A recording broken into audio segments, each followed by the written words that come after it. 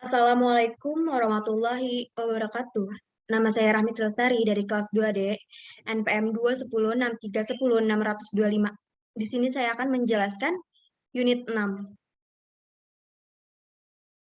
perkembangan intelek, sosial, bahasa, dan bakat khusus. Yang pertama, perkembangan intelek merupakan daya upaya atau potensi untuk memahami sesuatu yang menggambarkan kemampuan seseorang, baik dalam berpikir atau bertindak secara abstrak, kesanggupan mental untuk memahami, mengamati, menghubungkan suatu kemampuan secara efektif. Pembahasan tentang intelek tidak akan terlepas dari intelijensi.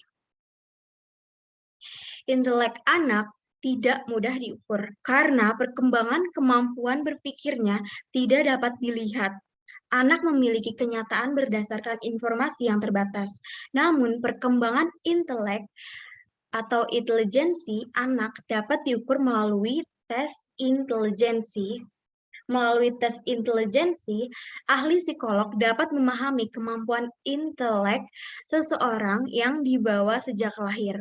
Dengan adanya tes intelijensi, akan diperoleh angka-angka sehingga dapat ditemukan presentasi individu pada skor IQ tertentu.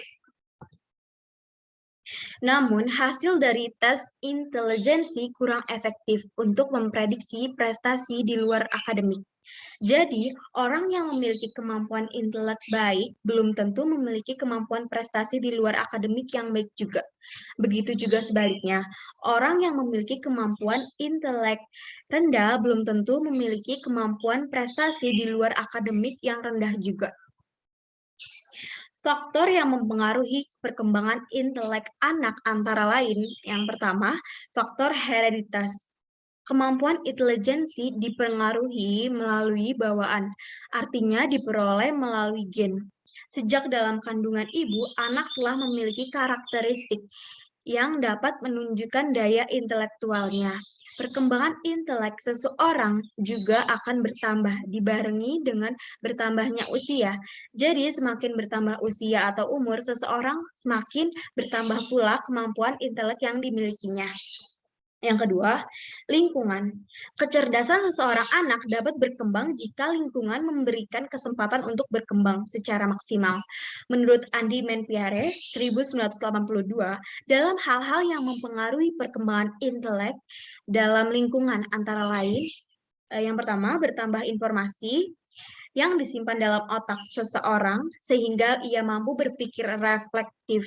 Yang kedua, banyaknya pengalaman-pengalaman memecahkan masalah sehingga seseorang dapat berpikir proporsional. Yang ketiga, adanya kebebasan berpikir sehingga anak dapat memecahkan masalah dan menarik kesimpulan. Yang selanjutnya adalah perkembangan sosial. Pada awalnya, manusia belum memiliki bersifat sosial. Dalam artian, belum memiliki kemampuan untuk berinteraksi dengan orang lain.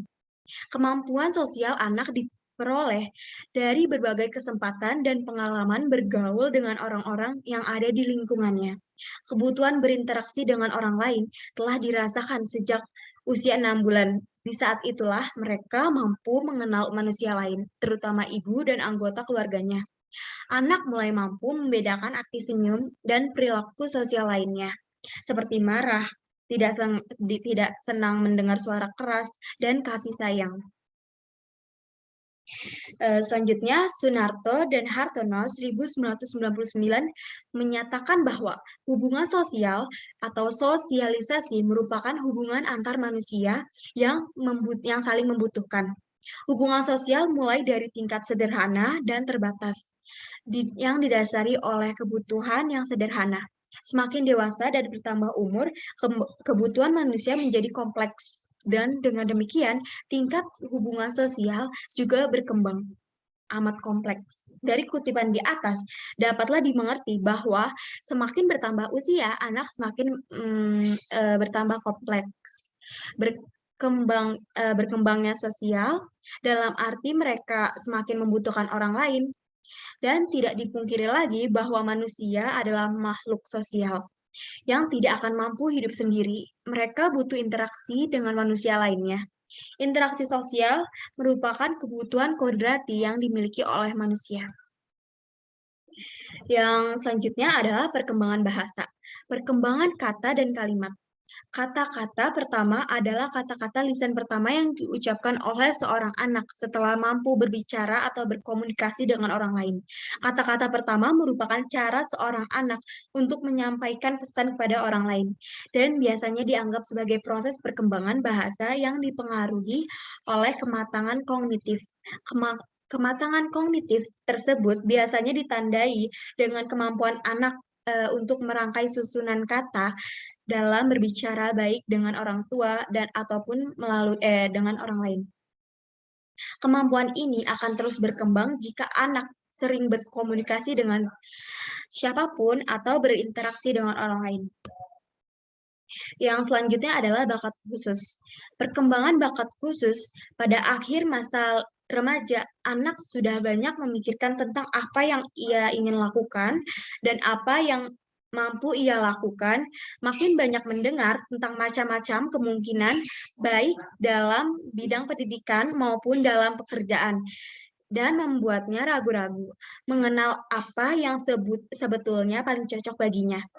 Dengan pengenalan bakat yang dimilikinya dan upaya pengembangan yang dapat membantu remaja untuk dapat menentukan pilihan yang tepat dan menyiapkan dirinya untuk dapat mencapai tujuan-tujuannya. Yang kedua, pengertian.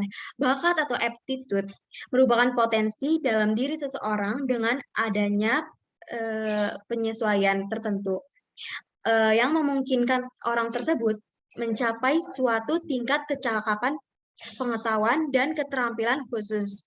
Pengertian bakat menurut para ahli adalah yang pertama, William B. Michael, kemampuan individu melakukan tugas sedikit atau tidak bergantung kepada orang lain pada latihan sebelumnya.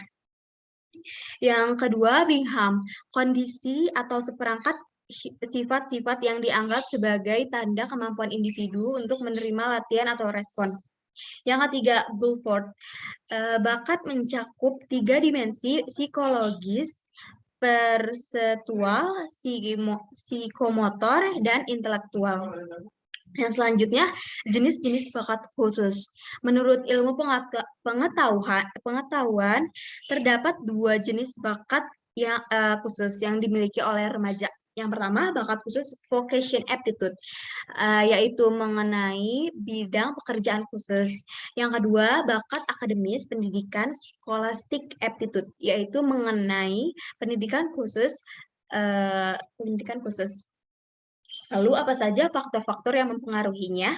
Faktor-faktor yang mempengaruhi perkembangan bakat khusus, yang pertama adalah faktor internal remaja itu sendiri, faktor motivasi, faktor nilai atau value, dan konsep diri. Yang kedua, faktor eksternal atau lingkungan, yaitu keluarga, sekolah, dan masyarakat. Sekian yang dapat saya sampaikan dan saya jelaskan. Terima kasih atas perhatiannya. Wassalamualaikum warahmatullahi wabarakatuh.